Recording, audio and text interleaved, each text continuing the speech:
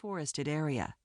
In the spring, motorhomes and SUVs pulling campers plied the road on their way to experience some of the last wilderness left in the Midwest. Today, the road was practically empty. "Fill me in on what we know," Bree said. "Donovan Riley reported Emily and Timmy missing 3 hours ago. They were on some outdoor nature thing with their school," Naomi said.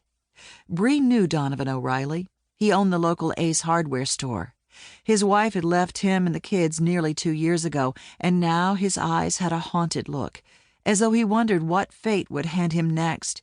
Bree often stopped by Ace to pick up supplies for the ongoing renovation of her lighthouse home, and a friendship of sorts had developed between them. "One of the students said she heard Emily talk about seeing a raccoon," Naomi continued, "so that might be what caused the kids to wander off. It's not much to go on, but they've started searching." She chewed on her lip. "You remember Timmy has diabetes. I wonder when his shot is due." "I was thinking about that." Bree imagined Donovan was out of his mind with worry. "Donovan asked me out last week. Did I tell you that?" she asked. She'd been tempted to tell him yes. Her lighthouse echoed with silence, but she had realized it wasn't fair to use someone like Donovan to ward off her loneliness.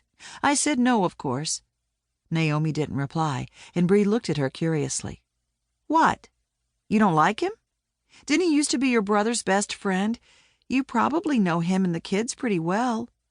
A flush moved to Naomi's cheeks, and she looked out the window. "That was a long time ago. I only see him at the hardware store now, and I like him fine. Why did you say no?" "I'm not ready. Maybe I never will be." Bree tapped the steering wheel with impatient fingers, wishing the Jeep could go faster over the bumpy, rutted road. Instead, she slowed and turned onto the access road that would take her back to the campground parking lot. As she pulled in, Bree saw people fanning out in a search grid. There was an assortment of searchers, ranging from teenagers like Tommy Limpinen to professional types like Inetta Harris, who was still dressed in her business suit. When one of their own was threatened, Rock Harbor residents pulled together. Bree and Naomi got out, attached leashes to the dogs, and shrugged their arms into their Ready Kit backpacks, fully outfitted with first aid kit, small plastic tarp, energy bars, flashlight, flares, bug repellent, towelettes, compass, Swiss pocket knife, radio, topographic map of the area, canteen, sunglasses, sunscreen, and every other item one was likely to need on a search. A young woman in a brown National Park Service uniform was Bree's first target. "We're the Kichigami Canine Search and Rescue Team," Bree told her, though that much was printed on the bright orange vest that both the women and the dogs wore. "I'm Bree Nicholls. Who's in charge?" The young woman pointed toward a group of people nearly hidden by a stand of sycamore. "The lead ranger's over there." Bree looked and recognized Donovan's ink-dark hair among them. Bree and Naomi headed toward the group. Donovan saw Bree and broke away.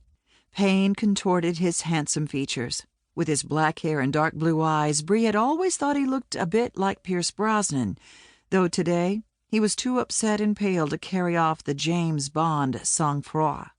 "Please, you've got to find the kids." His hands trembled as he thrust 2 small jackets toward her. "They don't even have their jackets on, and it's supposed to get to near freezing tonight." The torment in his eyes spoke of his fear of loss more clearly than his words. "Timmy's shot is overdue now." His voice quavered, and Bree put a comforting hand on his arm. She knew the anxiety he felt. "We'll find them, Donovan. The dogs are well trained, and Sampson has a special radar for children." His head snapped up as if mounted on a spring. A dawning hope filled his face. "I'll come with you." How well Bree remembered that overwhelming desire to help. The waiting was the hard part.